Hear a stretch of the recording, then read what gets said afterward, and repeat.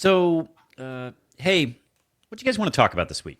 Basketball transfers, Mama's Merc, the fact that apparently nobody can find Mel Tucker. You're listening to Can't Read, Can't Write.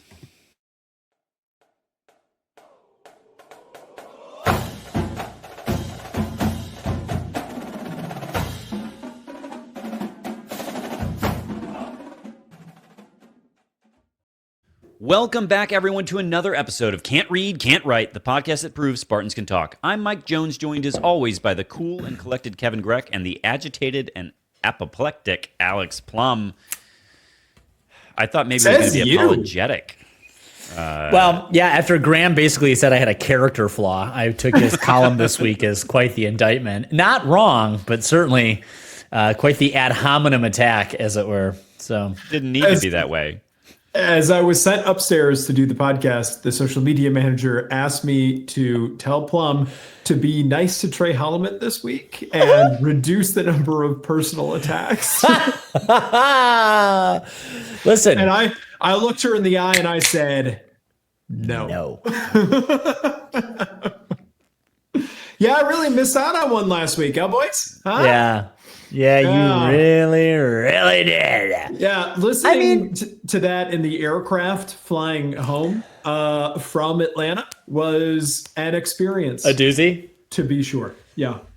Oh, that's nice. Well, you seem to be really taking it in stride, Kevin, because I believe your first reaction to Trey Holloman's news was maybe he had a bet in Vegas on this because he went over.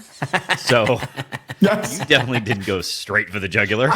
I suggested that maybe Trey Holloman knew that he was leaving, so he bet on his own performance in the Elite Eight game and cleaned up, probably. Good for him. Yeah. Good for him.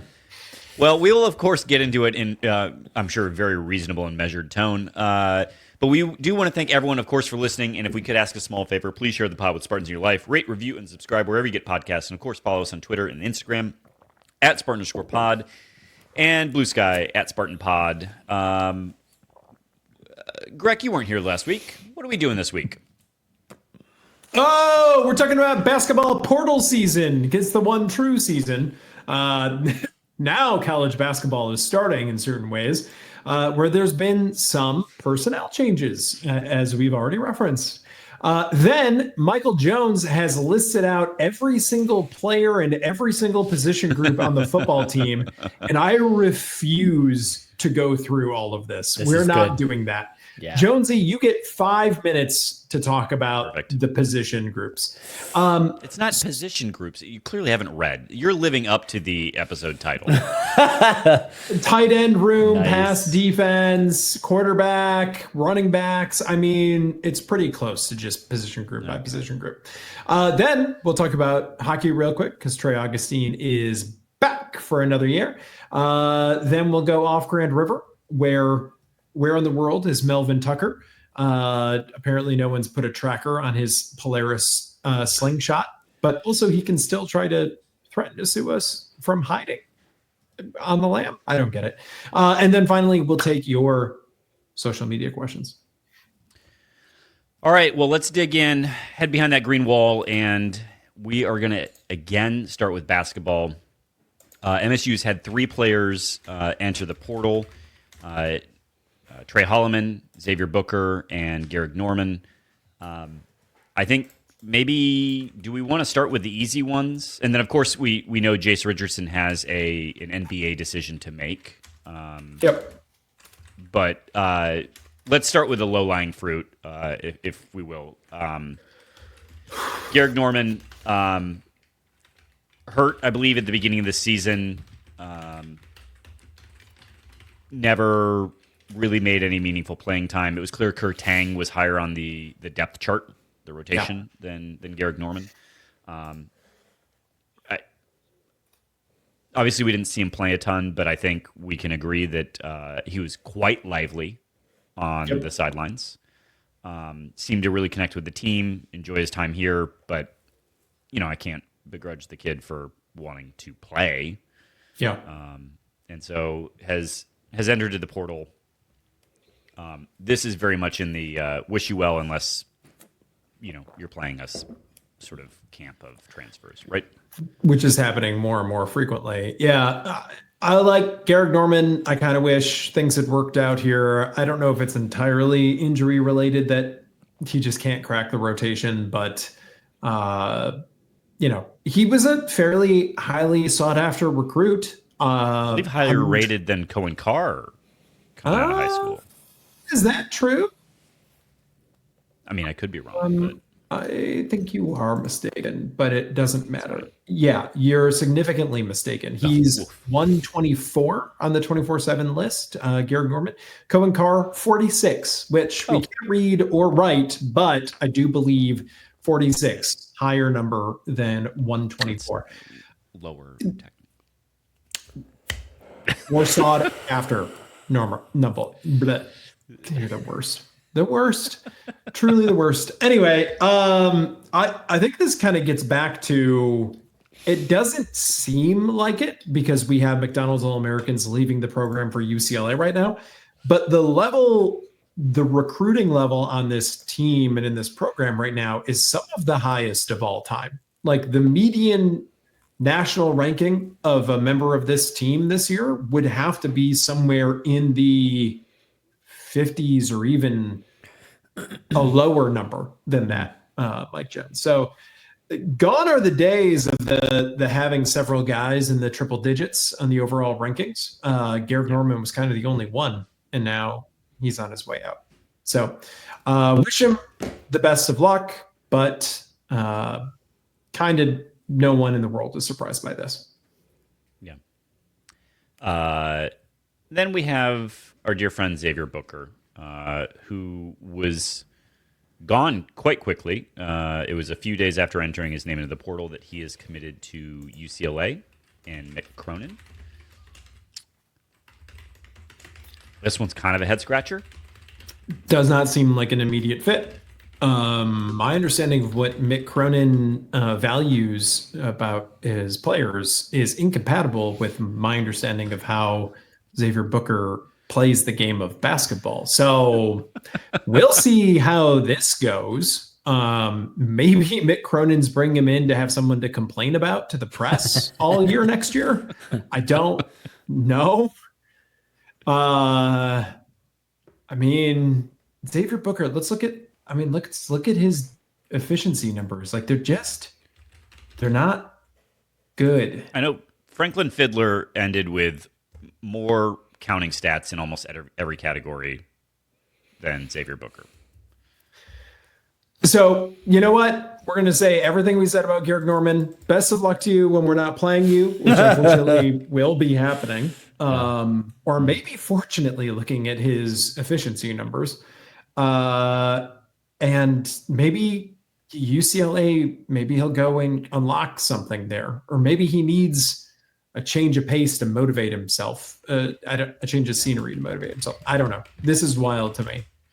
This, to me, kind of goes to show that like your recruiting rankings just kind of stick with you no matter what in certain ways, and the eye test doesn't matter. Yeah, I mean, I guess Xavier Booker has some things that you're like, man, if he can figure it out, right? Like, it's sort of like a lot of people don't play the lottery until the lottery gets to a sufficiently high number where it's like, yeah, I'll throw $5 away on that. Yeah. Xavier Booker, on paper, is that Powerball winnings. So then there's Trey Holloman, who entered his name in the portal on April 1st. And I bring that up only because it truly felt like the kind of thing that was a bad April Fool's joke. Plum. Let me just... He's warming up. Limbered up here. Let me just get nice for and everyone warm. watching on YouTube, if it gets uploaded there, Plum is warming up over there. Graham, I want to start with you. Why don't you hit pause right now? Or better yet, just fast forward. Fast forward about, 22 minutes. Okay? He's pointing a shake. I don't want to hear anything. about my character flaws or anything else as I attempt what I will only refer to as a character assassination against somebody. Can you explain to me the fervor with which Trey Holloman defended the Spartan S, the fervor with which he guarded the reputation and the sacrosanct privileges of being a senior Spartan? In some ways, we only have Izzo to blame for this, letting him prematurely kiss the ass. And now he thinks he can go and fuck us like a dog. I, for one, Someone will do a wellness check on Yali. not be fucked like a dog. Not by Trey Holloman. Unbelievable. Where's he going to go? With that performance? Who wants him? We should be thankful that he's put himself in the portal with that kind of playing. We're not doing that. But he has no business leaving. This is egregious. This is someone who's going to be a senior in the program. This is his opportunity to shine, to step into everything that he is capable of doing. And although I know I, for one, have given him an absolutely, utterly hard time, this is inconceivable. This is inexplicable. But it seems like a tremendous violation of the norms inherent in what it means to call oneself a Spartan, or really not even just a Spartan, but a member of any program's alumni fan base. To be a player, a member of the school community. So if this is just a money grab, I just have to think that there were more tactful ways of doing it. I don't know what else. I don't know how else this almost looks like a emotional reaction to like an argument he had with Tom Izzo on the bus on the way to the airport. What is this? Well, have you not read the piece in Spartan Illustrated from his mother? Have you not read up on this? Ode to the Spartan fan base from Mrs. Holloman? It's Crystal Flint. Crystal Flint, pardon me. Please. I have not. Essentially, she was like, y'all only like Trey when he's on your team. Think about that. And also, he gave up a lot this year. Think about that. What did he give up? What did he give up? He did sit on the bench, but he also is not a better player than Jace Richardson. So that's how. Is that what this? Oh, so is that? That's what this is. That's what this is. Well, and he's behind Fears in the sense of Fears is the point guard for the team, right? And Holloman is not a 2 guard. So, he's not a pure shooting guard. Yeah. But we do put him at the 2 occasionally. But sure, his ideal place would be like a pure point guard situation. Yeah. But I guess to Ms. Flint, I would say, I'm not a fan of your son unless the shirt he's wearing has my school logo on it. Yeah. I'm not a fan of Xavier Booker anymore. I just want to say, but to be explicit, we were really never fans of Xavier Booker this season. So I'm pleased. But in this, you're right. Your point's taken. Plenty of other players. Yes. I'm just not. I'm a fan of yes, your kids because they go to my school. That's right. We don't root for fucking Brad Davison. Okay. No, we certainly do not. Can mom stop? There's LeBron fans, right? And they don't care where LeBron plays. They're fans of LeBron. Right. But I think you're confused about how this sport works. That is college No, basketball. that's not true. There are also Trey Holloman fans, and her name is Crystal Flint, and she wrote about that in Spartan Illustrated this week. Are we even going to touch on Spartan Illustrated being like, let's give her a little digital link, let's give her a podium. They undermine their own credibility, but moms have got to stop. We've really got to get moms out of the op-ed section, and frankly, these sort of journalistic rags, which are debasing themselves, and frankly, readers like you, Kevin, who waste their time on them, because this is absurd. It is patently flatulent in its absurdity. I have to think that and I guess this just goes to show how ignorant and stupid I am, because you're absolutely right. It's obvious now, and that's exactly what it is. It's a Jace Richardson situation. It's a Jeremy Fears situation. Right. Now, who knows who's going to be back? My point is, this idea that the grass is always greener. I had an employee who left the organization because he got offered about $1 more an hour or so, from what we can tell, from a competing healthcare organization. Okay, that's great. That's great. Now, let's just look at, the cost of benefits, the reduced time off, and the workplace culture of the three locations between companies, and that dollar increase in salary starts to wash away very quickly. In fact, at the end of the day, it's probably a money loser. Now, that's fine. Everyone's got to make their decisions, and there's a lot of factors that go into those, make the right decisions.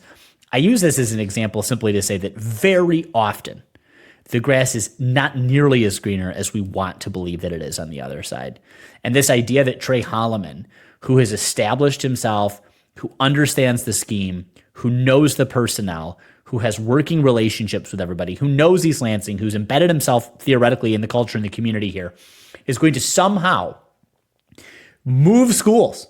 And the Trey Holloman that we've seen, by the way, is a perfectly passable average D1 basketball player. I don't know what potential he has to go to the league. I cannot imagine that. Yeah. Yeah. And so I'm struggling to make it make sense. And people like Crystal Flint probably aren't helping him do the kind of adjustment. Now, Alex, you need to trust her and her son to do what's best for them. That was also written in Spartan Illustrated this week. Well, this is a guy that was just selling T-shirts to the fan base, by the way. The literal NIL was happening for him in the last 2 weeks, selling T-shirts about him standing up for the Spartan helm at center court. So, Jonesy, I cut you off, please. This idea, though, that it's about playing time or role. Yeah. I think he averaged 25 minutes a game. Which is great. Frequently in winning time. He possesses a rare skill that's actually prized on this team, which won't necessarily be prized in the same way other places, which is that he can play more than one position as a guard. And so this idea that it's not about money seems hollow to me. Well, can we talk about one other thing that he's good at, despite being bad at other things? Izzo gives him plaudits for his hustle and his rebounding when he is rebounding, which is not always consistent, despite the fact that he can't do anything from the mid range, almost nothing. And his threes, as we saw this season, are again on average below. So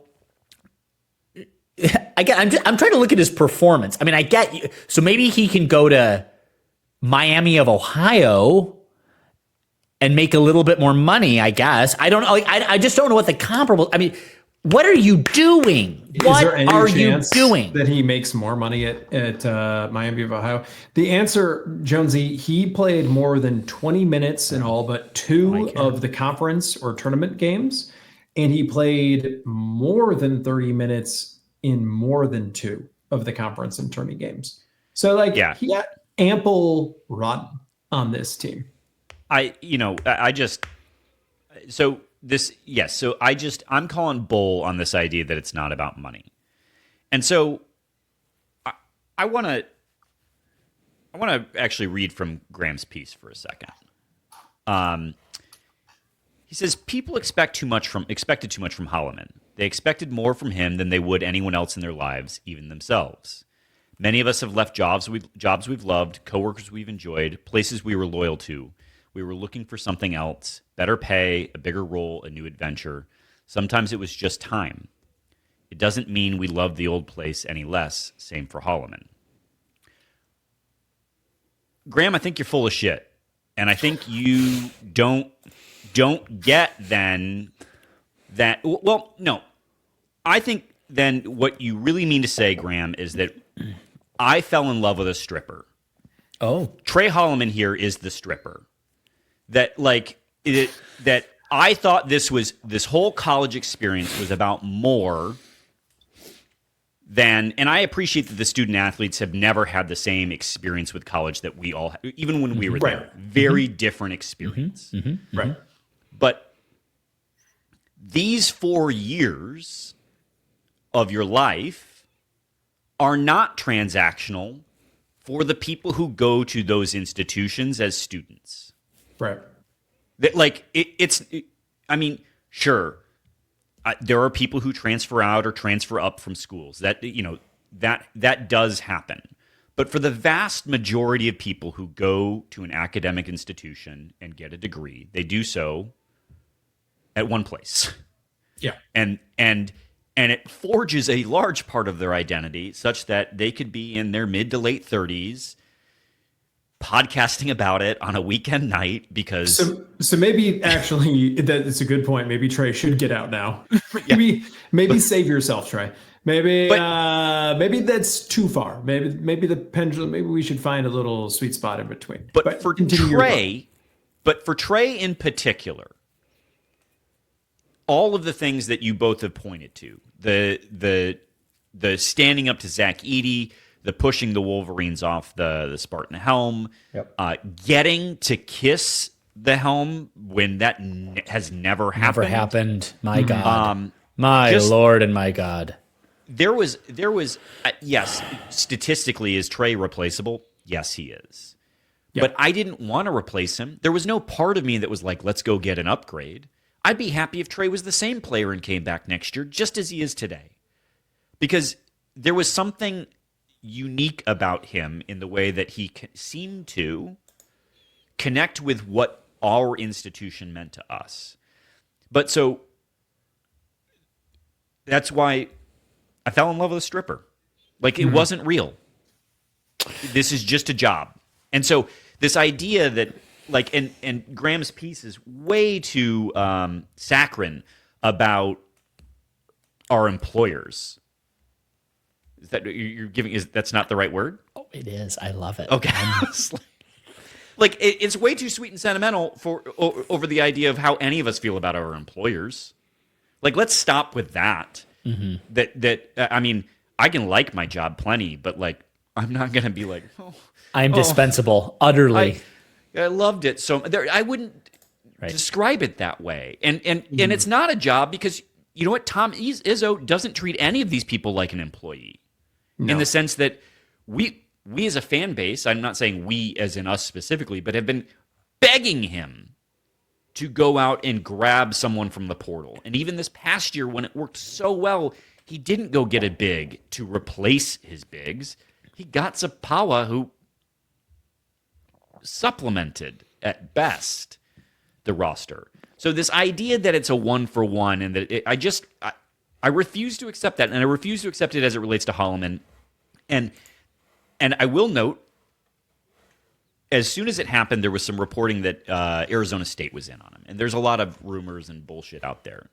But he hasn't dropped a list, to our knowledge. He has not visited anywhere. And so it's not to say that he also hasn't landed. I mean, yeah, guys have left the team after him and already landed in other spots. I guess my point being is that if Trey Holloman comes back, I'll be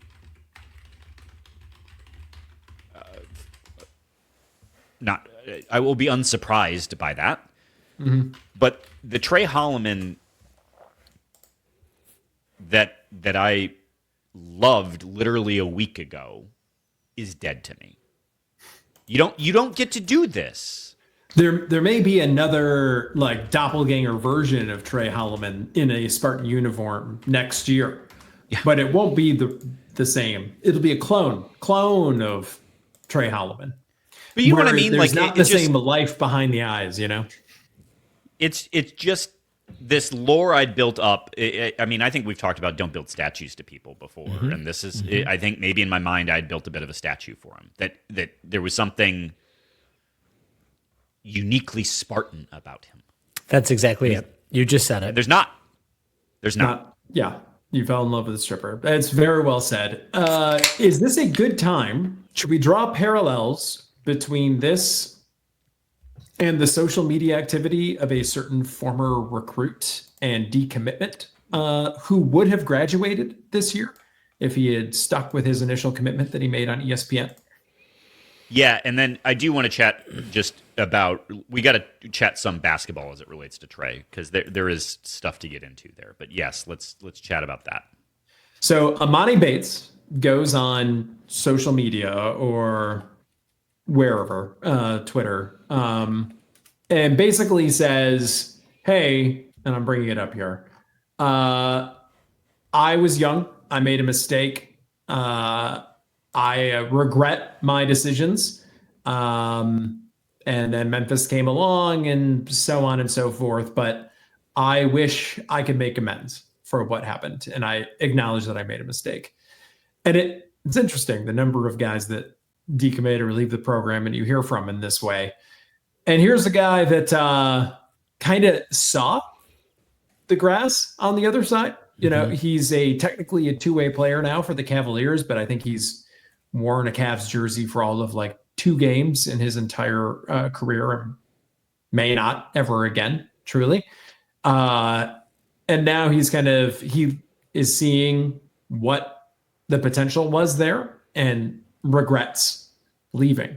And I do wonder if that just sort of reflects Trey is on the other side of the fence now.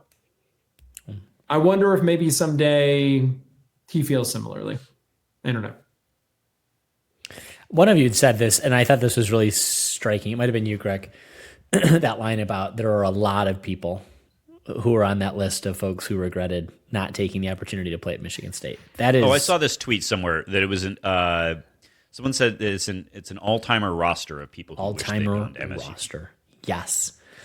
I don't know what to do with that other than like it gives me a smug satisfaction. Like, yeah, that's right, you idiot, fucking dumbass. It does nothing for me other than it makes me feel like there's a national championship in that ether that was ours that we just in a different parallel universe we won 4 or 5 more times. So I don't know. I don't know what you do with any of that other than thanks, Imani Bates. Fuck off, Imani Bates. Good luck with your life, Imani Bates. Keep our school's name out of your mouth, Imani Bates. I don't know. I don't know that it matters. But yes, there was a little bit of, and it's not even schadenfreude, because honestly, like no one should be celebrating the fucking awful denouement that has defined the rest of his career. Gah. He doesn't, Amani Bates does say in here, if you can forgive a 16-year-old who made a decision to reopen his recruitment, I appreciate you. Sure. Forgiven. Oh, yeah. You're good. Yeah. And I think we knew that Imani Bates didn't exactly have excellence around him. Right. Oh, right. Whereas, I mean, I will say, I think you can say about Xavier Booker that going to Mick Cronin tells me that his parents are pretty committed to him having a coach that's going to push him and not settle for, like, so maybe, you know, I wish it wasn't in the Big Ten. It's weird to say that UCLA is in the Big Ten, but, you know, it is what it is. I think we've already made the points. I was just going to... Trey and Xavier Booker are just such different players with different impact, with different capacity, with different ceilings. So I do not begrudge Xavier Booker making this decision at all. At all. If I'm Xavier Booker and I'm facing the number of minutes that I'm yes, absolutely. Goodbye. Well, so Another thing I wanted to say was just, and this is about your point about Bates not having good people around him. I don't know that Trey's got good people around him. I mean, look at the measurables, my guy. I just don't know how else do you define, like, if that's really the issue. Golly, is it really this idea that I'm going to do what's best for me? Do you know? I mean, this is just paternalism. I'm going to stop now. I just goo. If you just owned the money part, I'm yucky. I know. it wouldn't be a big deal to me. Yeah. It would still be a big deal, but like this idea that it's about something else. You know what the whole playing time and the starting and all of that is it again goes to you were this legend I built up around you about this ultimate teammate. This I moved to the bench and I still was a huge contributor and I didn't have an ego about it. Like, well, that's obviously not true either, right? Like it's all a lie now. And so so again, if it's money, it's money. I don't like it. It still cuts into the validity of how I felt about your experience and time here as it relates to me. Not that anyone cares. He certainly doesn't and shouldn't. But we're clinging on to this thread of what college sports and community can be. Yep. And this one really pulled at it. That's it. You got it. That's it.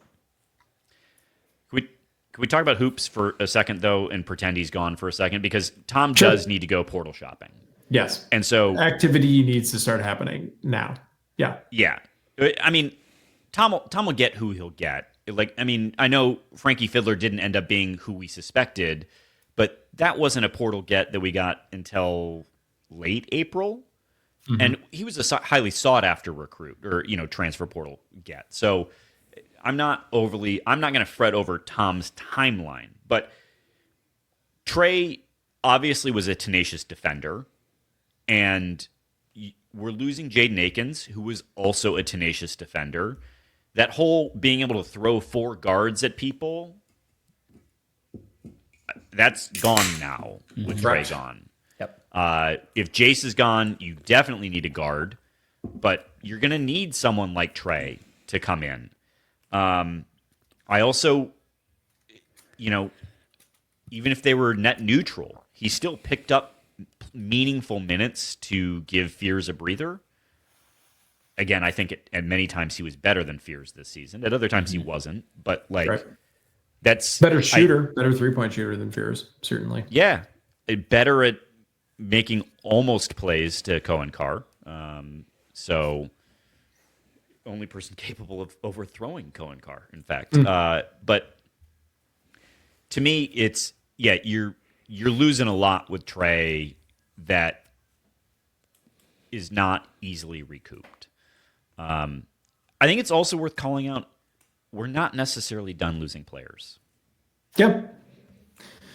What do you guys think? Jace Richardson, I'm saying 60-40 gone. It's much more, 60% likely gone.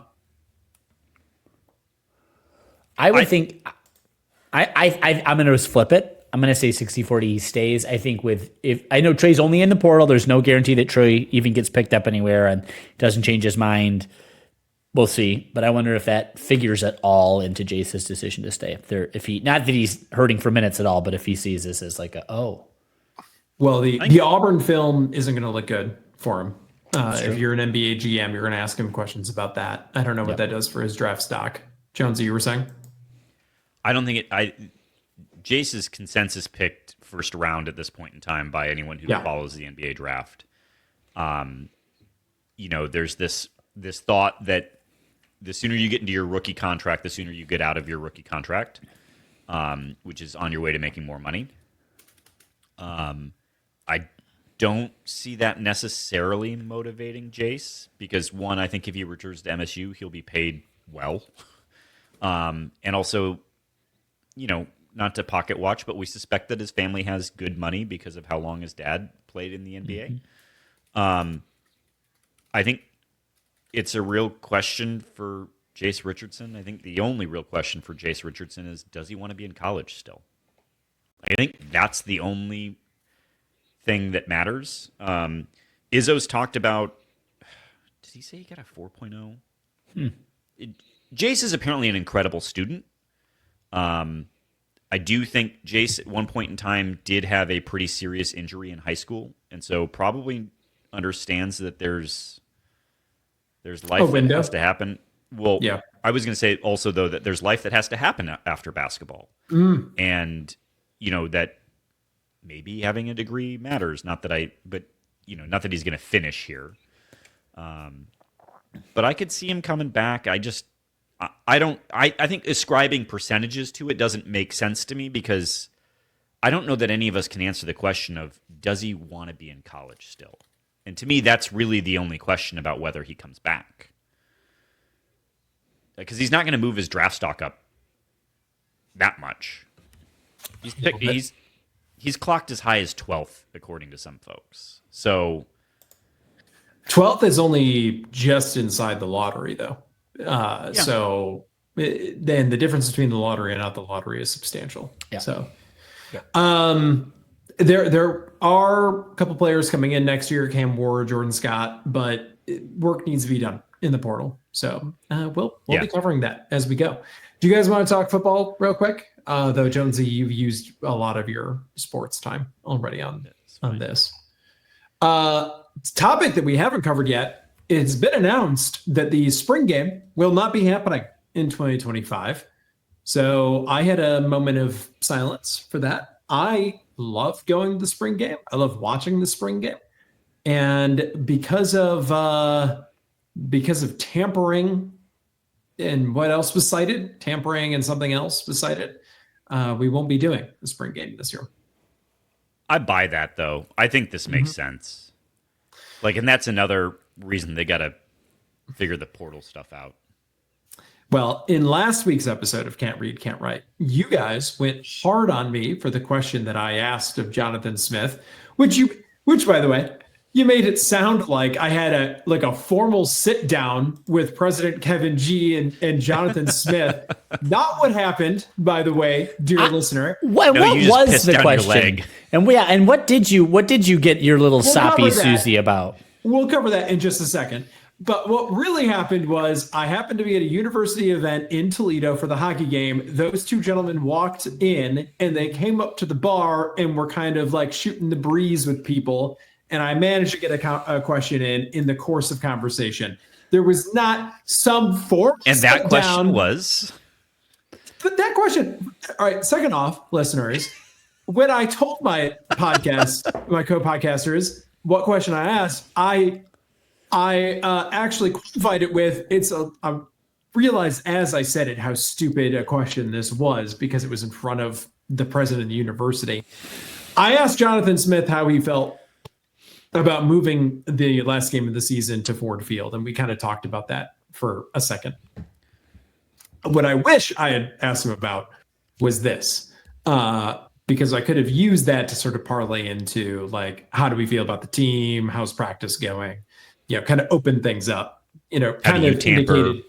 Yeah. Are you going to be watching everyone else's spring games? Is that part of this? Are you admitting to something through this? So that is a bummer.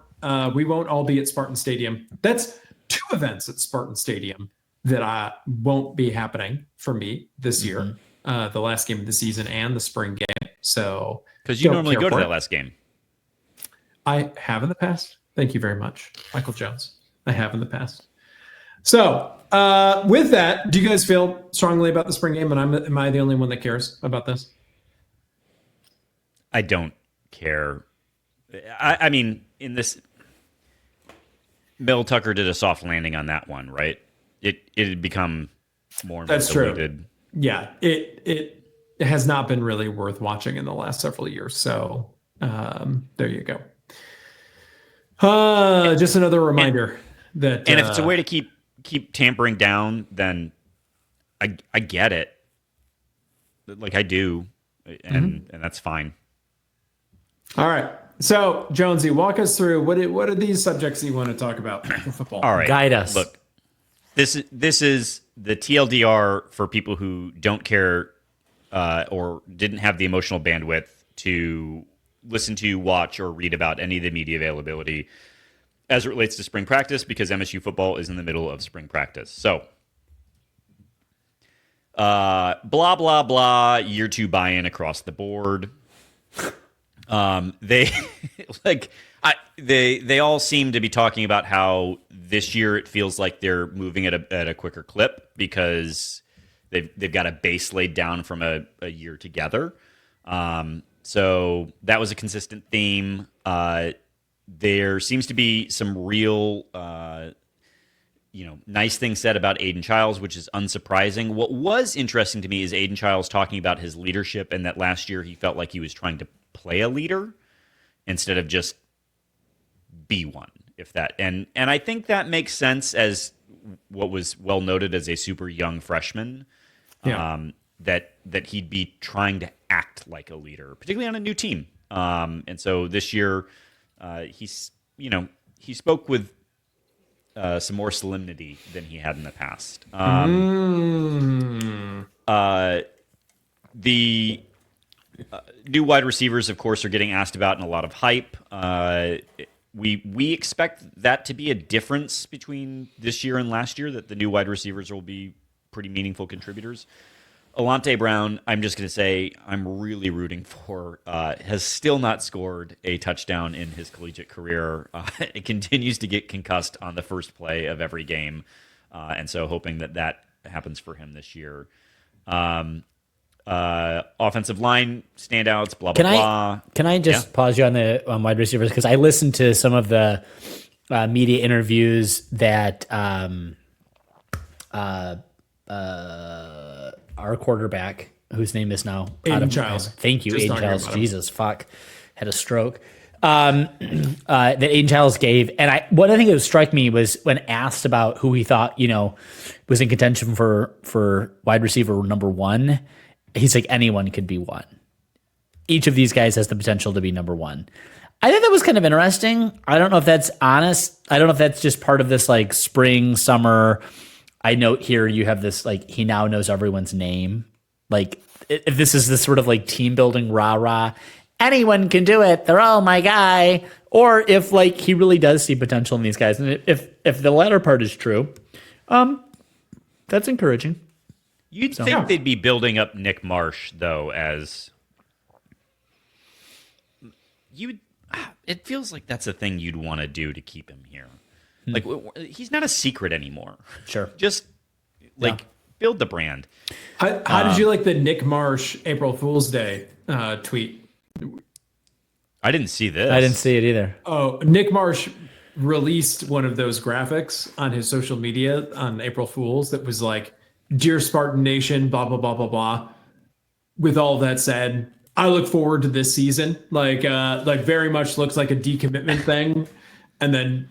It was, as I scrolled through and I saw it, my heart skipped a beat. I have to admit. Now I'm starting to think maybe it wasn't him that did it. Maybe some other rascal out there did it on his behalf. But it reminded me a little bit of the what's his name wide receiver that did the ridiculous commitment videos way back in the day. What was his name? Anyway, glad I brought it up. So. As you were, Nick Marsh. My favorite is still the guy who, after his senior season, had the thing about declaring for LinkedIn. That remains my favorite. Also, April Fools, we got to stop. It's not a thing. Let's just not let it be a thing any longer. There's too much happening in the world for April Fools. For the next several years, honestly, we're going to put it on ice. When I heard there were tariffs against an island that had only penguins on it, I thought, this is April Fools. It's not. Anyway, again, we have a trade some imbalance with those penguins. So, it's unfair. Some comments about the defense that or offensive line that I just don't know what to make of. So I would just encourage everyone to not pay attention to your insecurities about both the secondary and the offensive line. It's either going to be good or not. TBD. Good. Tight ends looking good, blah, blah, blah. And yeah, I don't know. That's great. The other thing to talk about is we need to acknowledge it. MSU has received a notice of allegations from the NCAA for things that were done during the Mel Tucker era. Cool. How do you violations when there are no rules anymore? What is there to violate? What could he have possibly violated? Other than his own personal dignity and self-respect. What is there? Some of the speculation is that he might have paid for recruits to visit MSU. I don't know. Honestly, that feels more like name, image, and likeness than most of the things that we're calling name, image, and likeness. The things that are name, image, and likeness. Yeah. But I suspect it's on par with buying a cheeseburger for a recruit. And then it sounds like we're doing a good job of not lying about that after the fact. Very important. So I don't like this because you've still bought into the Michigan narrative around that. It's that he bought the cheeseburger for a recruit during COVID when no one was supposed to be on campus. I understand. The point being is that we're also complying. Kevin G has been answering questions and, in fact, was asked about it, I believe, was it by the News' editorial board? I think the Detroit News had this first. Editorial board of the Detroit News asked Kevin G about this? Apparently, I think Graham said this, that Kevin G was doing a sit-down with the editorial board and was asked about this. And so he addressed it in that time. So, I don't know. Kevin G, jury's still out in some ways, but I appreciate him. It sounds like he's engaged proactively with the NCAA to the extent that they have questions and is getting out in front of this, which I think, is leadership in moments where you have something that didn't go right. So yeah. Anything else we want to say?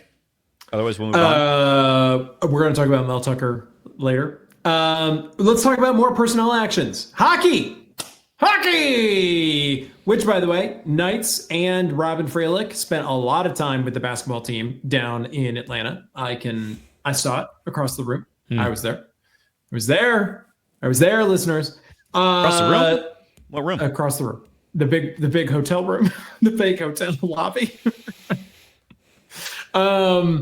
So Trey Augustine, who speculation was we'd be thrilled to get just 1 year of Trey, is returning for his junior season. And it does sound like, talking to people that claim to know puck, I don't know if it's true or not, that Jonesy's point of does he want to be in college or does he want to go pro does seem to extend to Trey. It was given some options and chose Michigan State among those options. So thrilled to have him back. I don't think he had quite the all-world season in college the way that we were kind of hoping he would. Still definitely up for the Hobie Baker Award and all of that, but would love to have him back.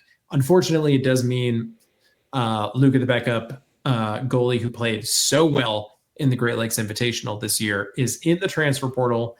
I think actually he's landed at Minnesota now, so that does suck because he was a very good goalie and wish him the best, except for when we're trying to score on him. Then I hope he's a sieve. So that's your weekly hockey update, which will be weekly, gentlemen. Or when any other Big Ten team is trying to score on him, because we also want that to happen.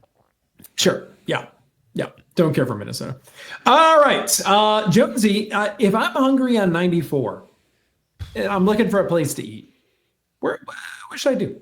Where should I go? Well, where are you? Let me ask you that. Are you in Kalamazoo? I'm near Grass Lake, Michigan. I'm near exit whatever it is. I'm near 1450 Clear Lake Road, just off of 94. Is there a place around there that I should? That's great. that means you're right next to Mama's Merc. But let's say you were in Kalamazoo, you'd want to head east. If you were in Detroit, you'd want to head west, and you'd want to find yourself in that space where you're like, county still, because it feel like it, but you're in fact still in Washtenaw County. And so you're going to go to Mama's Mercantile and Eatery, and you're going to get a taste of Michigan there. It's great stuff. Taste of Michigan. Yeah. Homemade dishes, meat, locally sourced ingredients, tons of Michigan-made products. 4450 Clear Lake Road, Grass Lake, Michigan. Whether you're dining in or ordering online, experience great food, drinks, and atmosphere at Mama's. Visit mamasmerc.com for menus, online ordering, and more. So yeah. Can I ask you a question? Why is it so important that we're given the address and that we read it multiple times? Who in 2025 needs an address? That's right. We might as well give people a bearing. Like set your compass to a bearing. I don't know. A bearing. Truly, what good is an address anymore? You can Google it and just say found, delete it. Delete the address there. right now. Yep. Or mix up, do a number mashup. Instead of 4450 Clear Lake Road, why don't you do 4CL5 Lear Lake Zeroed, Grass Lake, Michigan? Oh, and now it's like a cipher. Yeah, exactly. And you get to decode like a little challenge. Decode it. Figure it out. Plum's really into ciphers. That's worth remembering, listeners. Put that. That could be useful in July. Could be real useful in July. Is that where Son of the Zodiac is going to strike? No, I just meant the Twitter question competition. Okay, there you go. Sure, that's what I meant. Understood. Promise, that's what I meant. All right, 1450 Clear Lake Road. Go there. Should we go off Grand River? Yes. You know who might be off Grand River? Who might be on Grand River? Who knows? Where in the world is Melvin Tucker? Is he living in Luana Kay's shower stall in her apartment on Grand River? That would be so good. It's possible. That's very good. For those that weren't reading the state news in the last week, Brenda Tracy, you'll remember her. She and her lawyer are trying to serve Mel Tucker for a civil lawsuit that they have going on. The trouble is, can't find him. So, Ingham County Circuit Court Judge Wanda Stokes basically has given her instructions of like, you got to, provide a notice to the last known address. You got to put something in the LSJ letting Mel Tucker know. Otherwise, she will issue a default judgment on Mel. So, Jonesy, what should our listeners take from this initial story about Mel Tucker? Well, I mean, kudos to him for dodging service, I guess. That's great. The process that the judges indicated is sound and correct. That after several attempts to serve process, then posted the last known address and put it in the LSJ, paper of record. And then Mel's got a show. I don't know. If it's telling to me, though, that he's simultaneously after us, the university, for money. Yeah. And yet, I assumed he had some money still. So it's important to note, there's a second Mel Tucker story. It's important to note, listeners, this is not about Mel Tucker suing the university for his contract. But on Friday, the notice of intent to sue was filed by Andrew Abood of the Abood law firm here in East Lansing, whose name is on lots of advertisements in Breslin and Munn and other areas. So there's that. That basically Mel Tucker thinks that the university should be paying for his representation in that lawsuit being filed by Brenda Tracy. And if MSU does not indemnify, then they're going to seek $120,000 for coverage for that. Is it actually not a terrible argument, though? Like, he was fired because of his conduct as a university employee with a university contractor. Now he's being sued for that conduct Does he have a case? Maybe. I don't know, Jonesy. What do you think? I mean, it would depend, but normally you would not indemnify someone for intentional conduct. You would indemnify someone for negligence, potentially.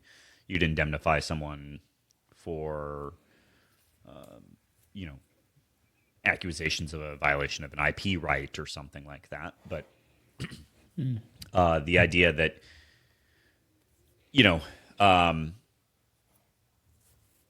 like you know, you might indemnify someone who's like hauling some stuff in a truck for you, for instance. But you wouldn't do that if they got into a spat of road rage and ran somebody over, right? Like you wouldn't. It'd actually be reversed anyway. So no, I think the university is probably saying that you were not conducting official business in any way, shape, or form when you decided to do that thing on the phone. So, yeah, but that's a lawsuit in and of itself potentially. What are we to take of Mel Tucker in all of this? What do you think? Read the tea leaves for me on this. They're going to give him his job back. That's what's going to happen. Yeah, and they'll make our current guy associate head coach. The fact that he has Smith, it's a Bood representing him. Mm-hmm. We're in Curtis Blackwell territory of representation at this point in time, and that's concerning to me. So, you're saying that you would have expected Mel Tucker to go to a national firm of some kind for this? Something other than that. Someone who doesn't have billboards. Let me put it that way.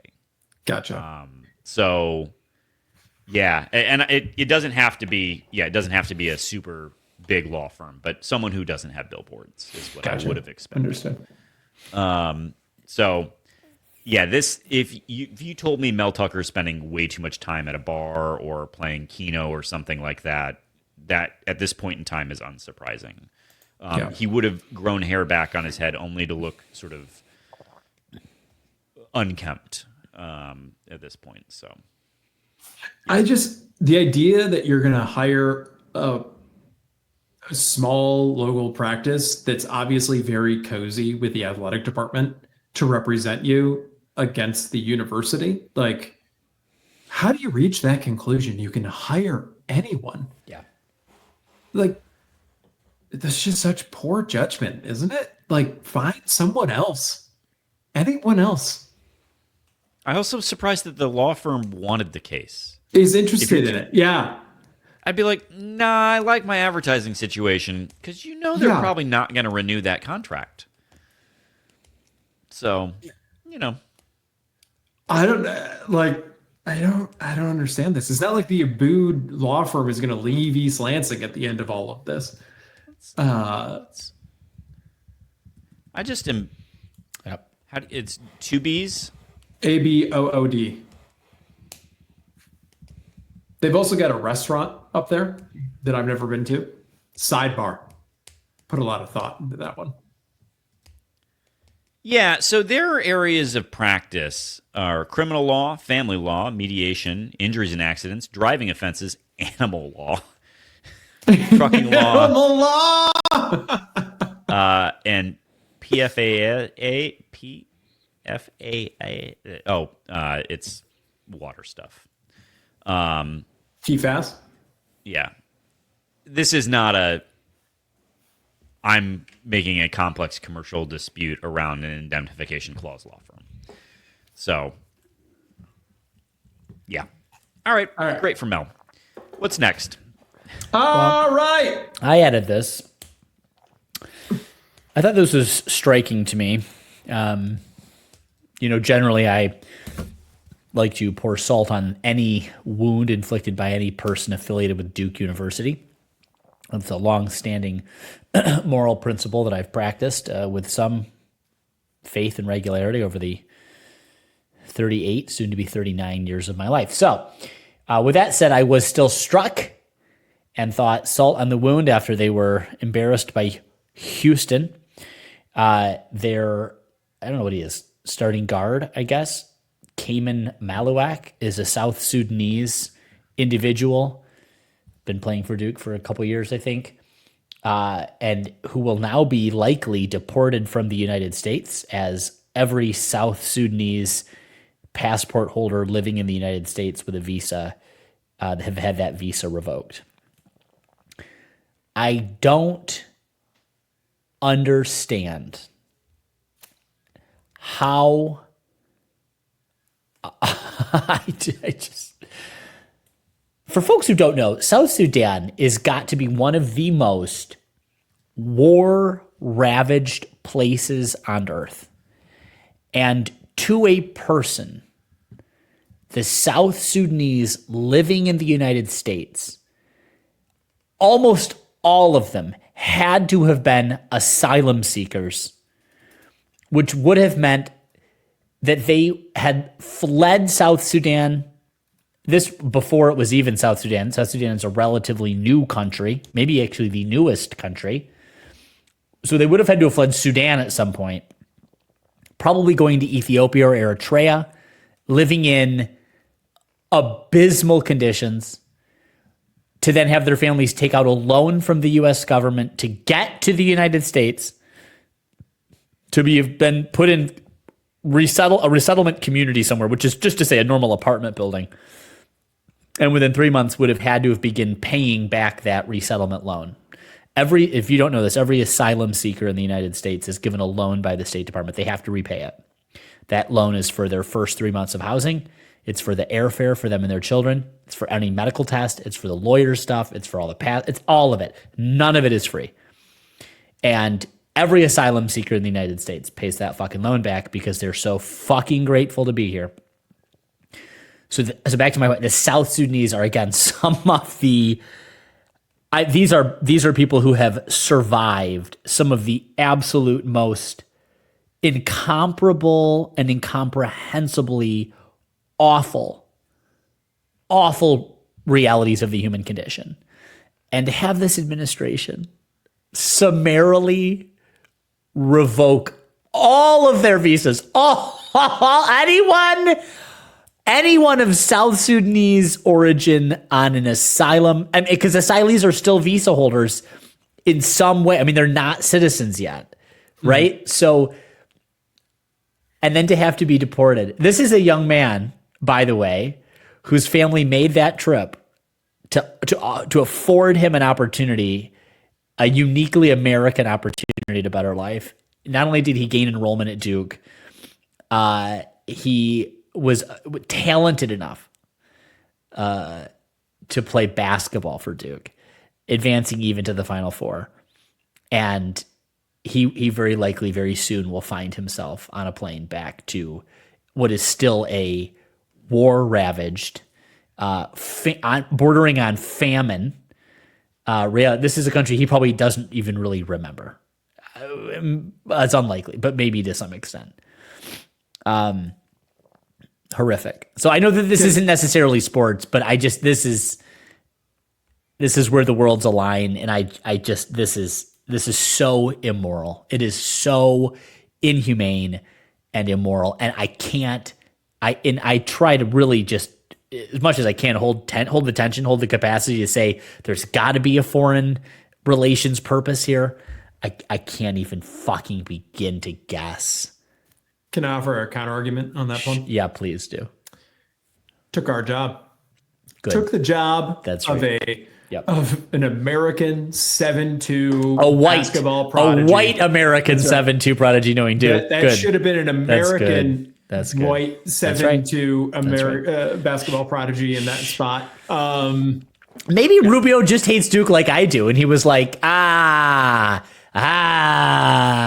Rubio hates groups of people. A lot of people. Yeah. Bro, we're deporting people to Haiti. So, this is not a surprise. I don't know. This was, my God. My Lord and my fucking God. I think maybe cruelty is the point. That's the point. I don't know. Yep. Yeah. All right. Thanks. Sorry. Had to get that out. Don't apologize. Don't apologize. Do apologize, though, for making us feel bad for a Duke player. Do apologize for That's it. All right. Good point. Well said. Yeah, Well no, said. it was great that they lost. That is great. That's great. Them throwing a temper tantrum about what was clearly a foul. Yeah. Also hilarious. Also hilarious. Also on brand, though. We should expect that. Like, he's grabbing him with two arms. Like, what's... Tisk, tisk. Tisk, tisk. Anyway, also, I just want to also say this. Sometimes I get a little upset that Tom hasn't won a natty in 25 years. It feels like it should have been done, right? But I saw it. Correct me if I read this incorrectly, but Duke hasn't won one in over 10 years. 16, right? Something like that. I don't feel as bad Earlier than that? anymore. It's really hard to do. So that made me feel a little bit better to know that as much as I hate them, we're not that different. So, should we do social media questions? Let's do it. Let's All do right. it. First up, 15. Mike Jones asks, we kept one Trey and lost another Trey. Can you guys spin this for me so I feel like we kept the more important one? Oh. Goalies play the whole game. Trey Holloman played about half. So there you go. And Trey wants to let you know he's big mad about that. So, Yep. Next up, update. Thank you, Mike Jones, for this from the bracket challenge. If Florida wins, Garvert wins it. If Houston wins, Kellen Weeks wins it. Scrolling to the bottom for people who fill out a bracket, this present moment will finish last. Does that sound like anyone on this podcast bracket? This present moment? Okay. Very good. And next up from Mike Jones, Booker doesn't play D or rebound. Why would he want to go play for another coach who usually prides himself on defense and rebounding? Mick Cronin loves to throw guys under the bus as well. Mike Jones and I made similar points on this subject. Back the bus up. Yeah. It doesn't seem like the scenery is going to be all that different for Mr. Booker over well, the at UCLA. scenery will be different. Sure. Maybe that's the LA, jolt he something, needs. something. Next up, Marley. This is for you, Michael. I feel like I'm being gaslit into thinking we can't be mad when a player transfers out because they, quote, have to put themselves first. Well, I'm an MSU fan, not a Trey fan. Am I a hater for still being mad? No. And I think despite what Graham said, I think it's okay that to believe that your experience with your university transcends some idea of American capitalism that I don't know that all of us love anyway if we're being really real about our day-to-day lives. So it's perfectly fine to be mad. I don't think it's appropriate to necessarily tweet at a player or their parents, though their parents should probably stay offline. But, no, you can be mad. I'm mad. And if Trey Holloman leaves, I hope he has a bad senior season. Ooh. That's right. That's good. And really this good. idea that I need to be more mature about it when the whole economy for Trey's existence right now, the reason he's going to make more money, supposedly, is because I'm immature about this. Yeah. Like, you can't, I'm so sick of these quote unquote kids who make more money than I do by a lot, somehow getting away with being a piece of shit, being bad at their job, and somehow I can't be critical of it. Like, what are we doing here? And this is like, so Graham, if you want us to treat them like coworkers or anyone else, then fine. Then I can say that they suck at their job. Like, we've got to treat them like children. I'm tired of this nonsense. Just absolutely tired of it. So, sorry.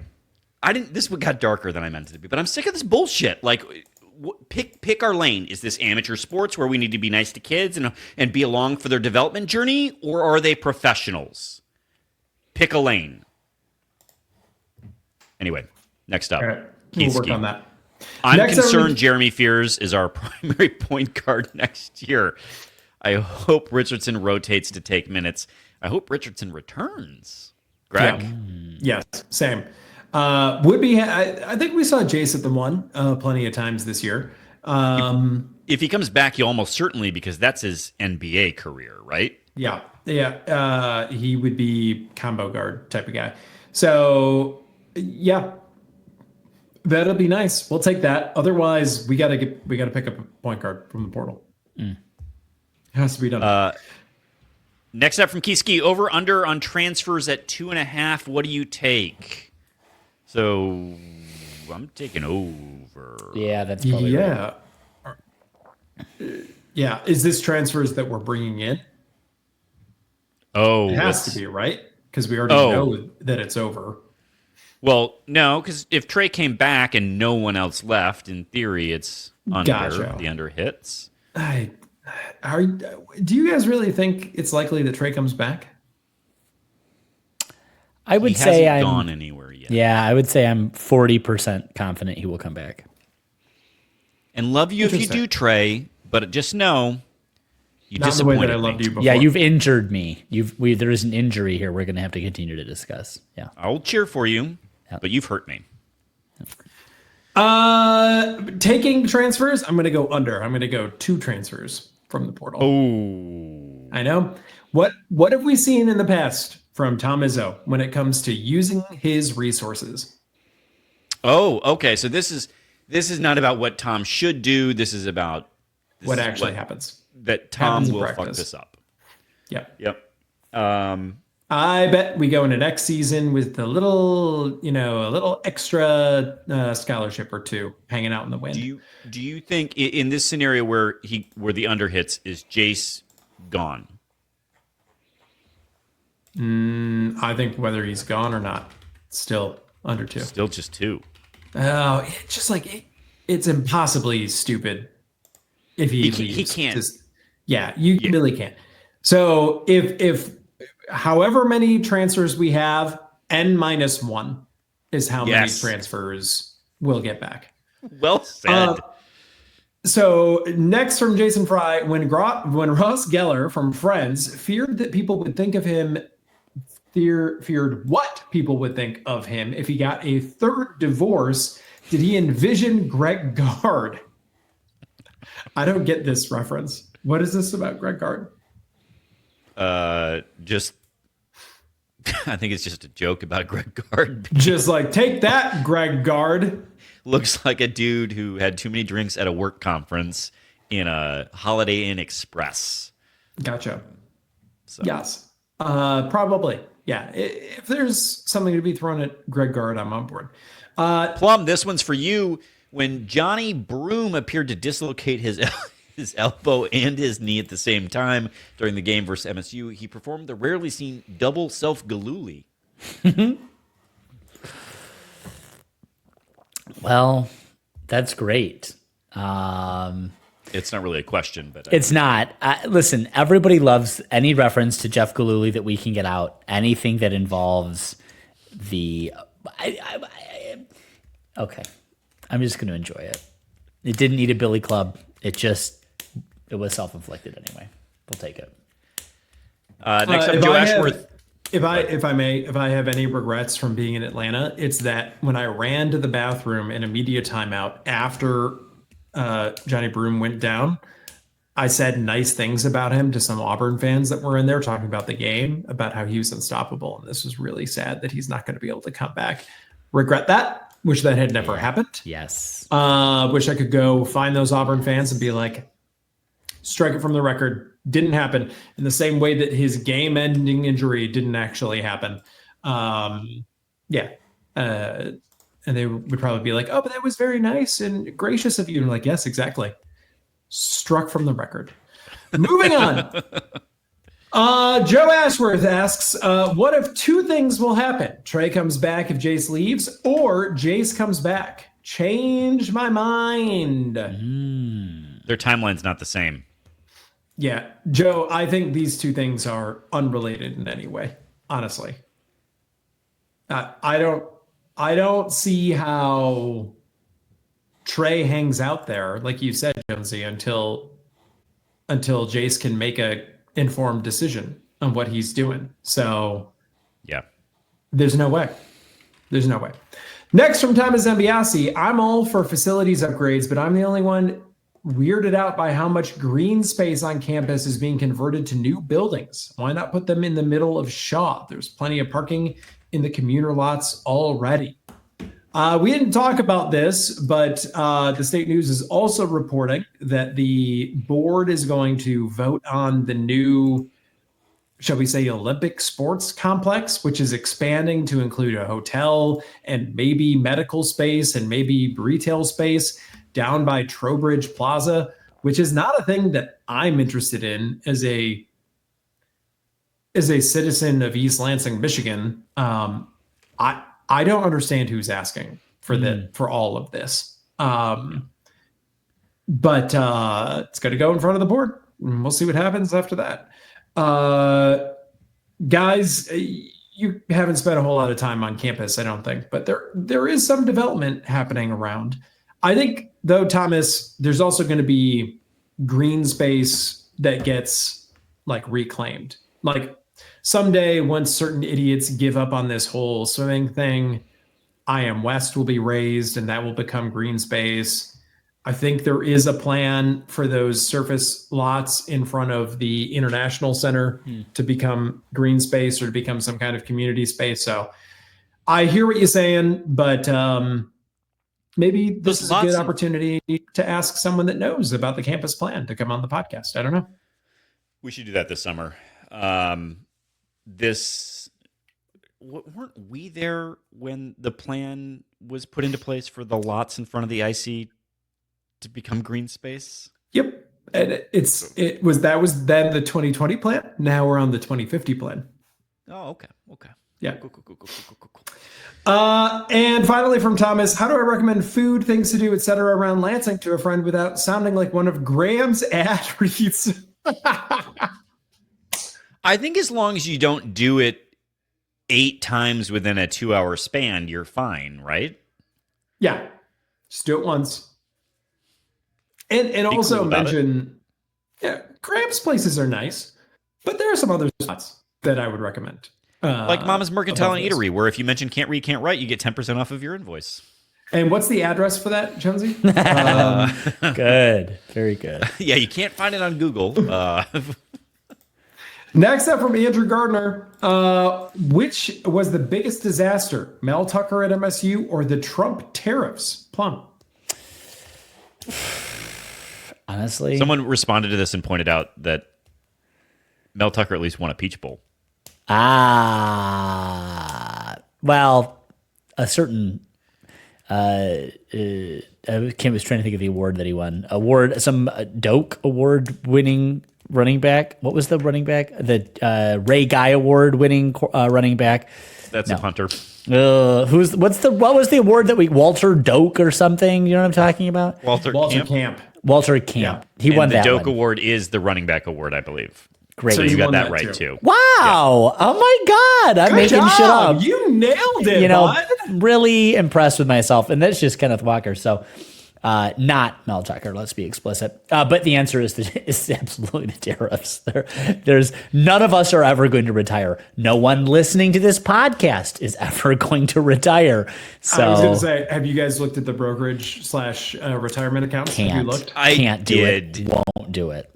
Why do it? Don't do it. Yeah, I had to. No, I won't look. There was cash that I needed because of a tax thing, and so I needed to pull it out. And so I'm sorry. I did had it to because log I in. love pain. Yeah, you do. Suffering. Yeah, you never liked it. And because if you manage to keep your job and Yeah. you continue to contribute to your 401k, Yeah. stocks are on sale. That's true. They'll probably go back at some point. One right? day. After we re-elect Joe Biden, the sleepiest of all presidents. So sleepy. Just tired. Just fucking tired. All right. They'll roll him out there like Prince Charles and the picture of him in the car. Oh, God. It was upsetting. All right. Next up, Beppe Plum for Kevin Greck. Which is more vile? black licorice, cilantro, Horst, Christie, or Domino's. It's almost worth saying Domino's, but 79% is a given. Anyone had Green Lantern? It's not bad. Green Lantern pizza? I think I have had Green Lantern. It's very good, actually. We're thumbs up on Green Lantern. This is continuing we're learning even more about Beppe Plum. He's got that weird, what is it, Plum, where you taste cilantro as soap? Yes, it's a recessive trait. He's got a recessive gene. Trait. Yes. Yeah. Okay, so that's going to be easy when we do genetic testing of the entire listener base. That'll really help us. Or we can just find him on 23andMe because that's now for sale. Yeah, we can just buy it. We can just buy his genetic information, presumably. But the worst of these is black licorice. It does not deserve. Why is it being manufactured? I don't understand. Isn't black licorice, correct me if I'm wrong here, just licorice? Correct. Well done. Is And that we just true? called it black It is. licorice because we wanted to be. You're the racist here, Greg. Am I the one? I actually really like black licorice. which I is to say also licorice. like licorice. Yes. I really do, Is though. that I think it's true? quite good. It's the exact Yes. same. Yeah. Oh, It's wow. licorice. Yeah. That's because, if I may, the only actual licorice anise. that I know is Twizzlers, which is not actually licorice at all. No. So No. I never have actual licorice. Next up, who would you rather have in the portal? A 5-star lottery pick 7-2 big guy who may be on his way to South Sudan, or a 5-star first round offensive tackle? Now we see where your allegiance is. Oh, and then Beppe Plum gives us the right answer. But to you, gentlemen, which would you take? Offensive tackle. Yeah, it has to be. Right? I think a 7-2 lottery pick center might get Tom Izzo his second natty. Maybe. That's the thing. I don't know. One want individual player is always going to be more impactful But for basketball than for football. Yes, and that 5-star lottery pick 7-2 big guy is still going to be like, if Jay stays and you get the 7-2 big 5, okay, fine. But on balance, God help the O-line. Yeah. Beppe Plum goes on the record saying OT is the right answer. Next up from Mama Palave, oh my God, there's like 15 things here. Which of the following choices do you believe will make the most impact, or does it all have to work to see a great season? Oh my God. 1, quote, a majority of the guys going into year 2. What is that? What does that even mean? What does it mean? Smith's It's second year?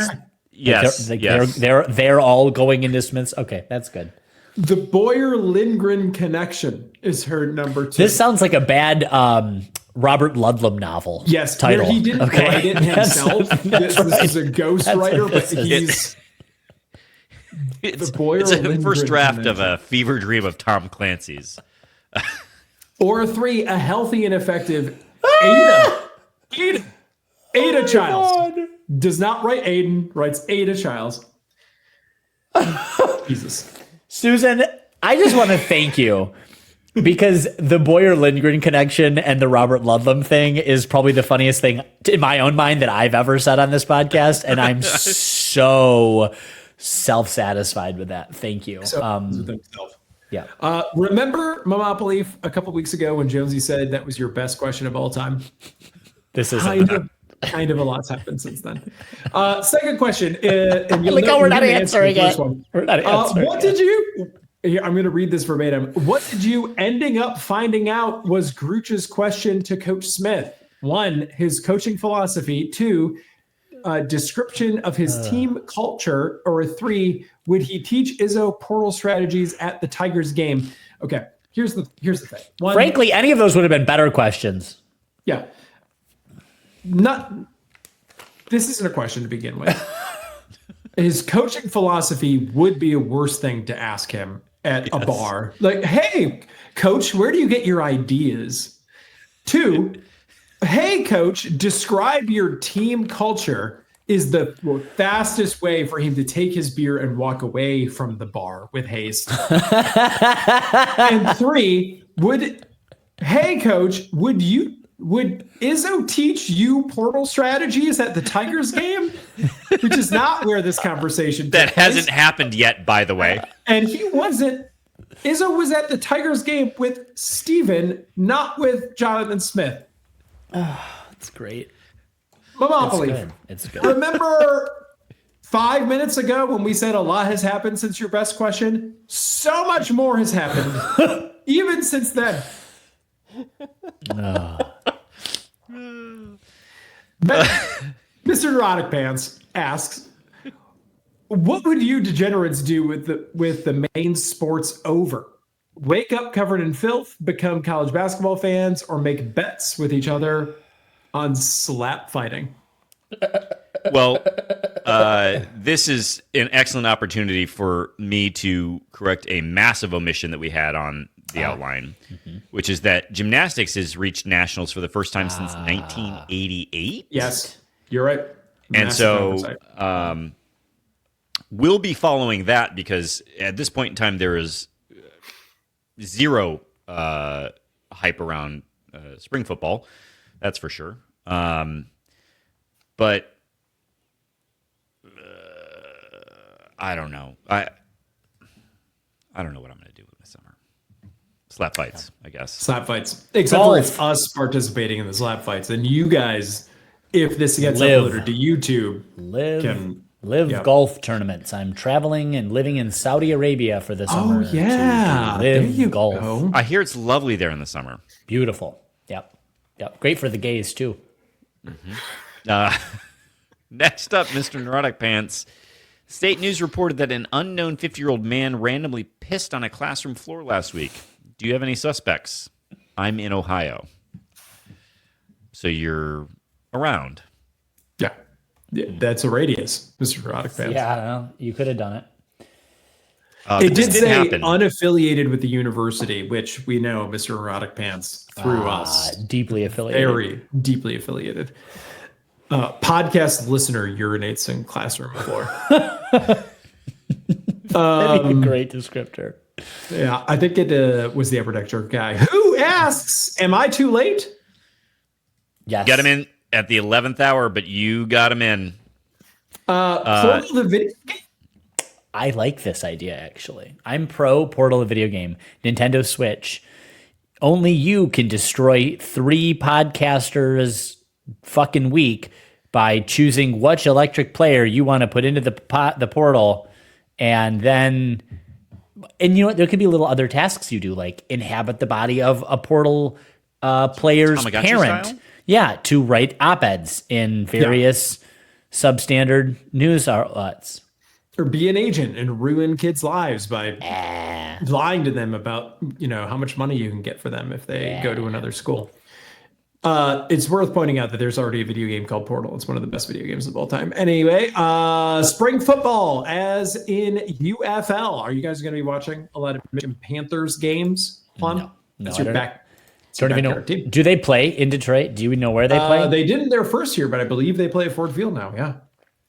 Okay, maybe I'll go. Probably won't, but I could. You might. I live here. People can't say you won't. That's exactly correct. I've got great news. April 13th. In the D. So next Sunday, they are playing the Birmingham Stallions at Ford Field. Is that the Birmingham, Alabama, Birmingham, Michigan, or Birmingham, UK Stallions? You'll have to go find out. Oh, they just lost to the Stallions. They're playing the San Antonio Brahmas. Brahmas. The Brahmas of San Antonio. It'll be on ABC, actually. You don't have to go to the game. Cool. You can watch it. Wow. All right, I'll watch it. And yet, college hockey has to be on ESPN Plus. Cool, Yep. cool. All right, gentlemen, it's been a good one. Go green. Go white. Go White!